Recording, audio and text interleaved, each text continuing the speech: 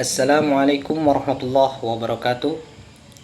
Baiklah, di sini perkenalkan nama saya Abdul Syarifuddin dengan NIM 231121 dan rekan saya yaitu Hafiz Zalifa dan Ahmad Mulyadi.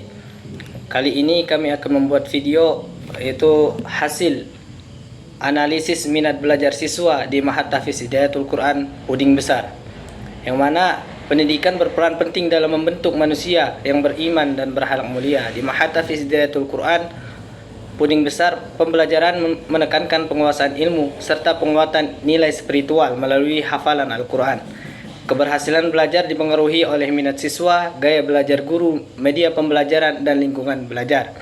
Jenis penelitian. Metode penelitian kombinasi adalah jenis penelitian dari dua metode penelitian yang digabungkan meliputi penilaian kuantitatif dan kualitatif. Penelitian ini juga bisa dikatakan sebagai penelitian dengan analisis data, kemudian diintegrasikan berupa temuan, dan yang terakhir menarik sebuah kesimpulan. Kemudian lokasi dan subjek, yaitu penelitian ini dilaksanakan di Ma'had Tahfiz Hidayatul Quran Puding Besar yang berlokasi di Kecamatan Puding Besar, Kabupaten Bangka.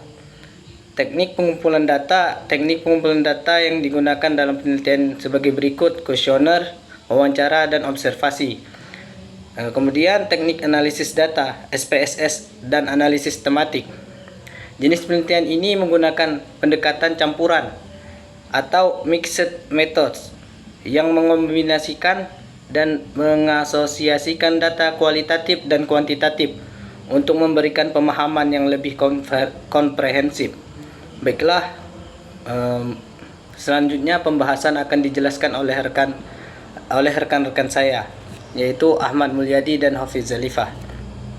Berdasarkan hasil penyebaran kuesioner pada 30 responden yang terdiri dari para siswa, diperoleh data uji validitas terhadap instrumen penelitian. Dari total butir pernyataan yang dianalisis, ditemukan bahwa sebanyak 12 butir pertanyaan dinyatakan tidak valid karena tidak memenuhi kriteria korelasi item total sesuai dengan batas yang dinyatakan valid. Artinya pertanyaan-pertanyaan tersebut mampu mengukur variabel penelitian secara tetap, konsisten, dan sesuai dengan indikator yang telah ditetapkan. Temuan ini mengidentifikasikan bahwa hanya 8 pertanyaan yang dapat digunakan dalam tahap analisis data selanjutnya. Sedangkan 12 pertanyaan lainnya perlu direvisi atau diimplementasi agar kualitas instrumen menjadi lebih baik. Proses pengujian validitas ini dilakukan dengan tujuan untuk memastikan bahwa setiap item dalam kuesioner benar-benar mampu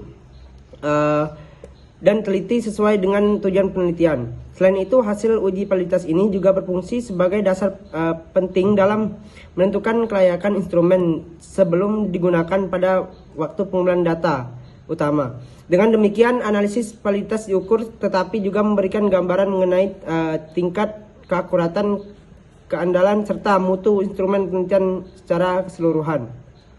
Selanjutnya yaitu berdasarkan hasil penyebaran 20 butir kuesioner kepada 30 responden, diperoleh hasil uji reliabilitas terhadap instrumen penelitian. Dari analisis yang dilakukan, diketahui bahwa terdapat 17 butir pertanyaan yang reliable, artinya butiran-butiran tersebut menghasilkan data yang stabil apabila digunakan berulang kali dalam kondisi yang sama.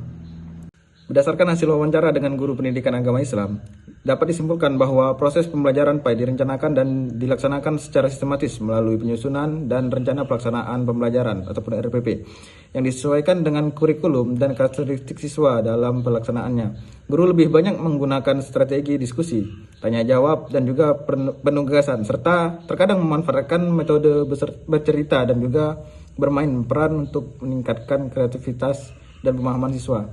Guru juga berupaya menyesuaikan strategi pembelajaran dengan gaya belajar, minat, dan juga kemampuan siswa, serta menggunakan berbagai media pembelajaran seperti buku, teks, gambar, video, alat peraga, dan juga sumber belajar yang lain.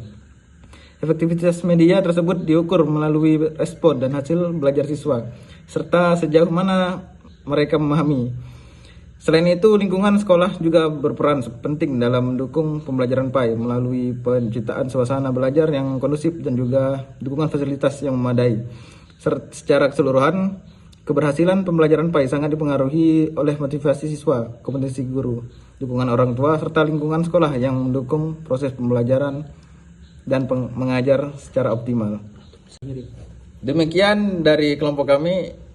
Saya akhiri, wabillahi taufiq wal hidayah. Wassalamualaikum warahmatullahi wabarakatuh.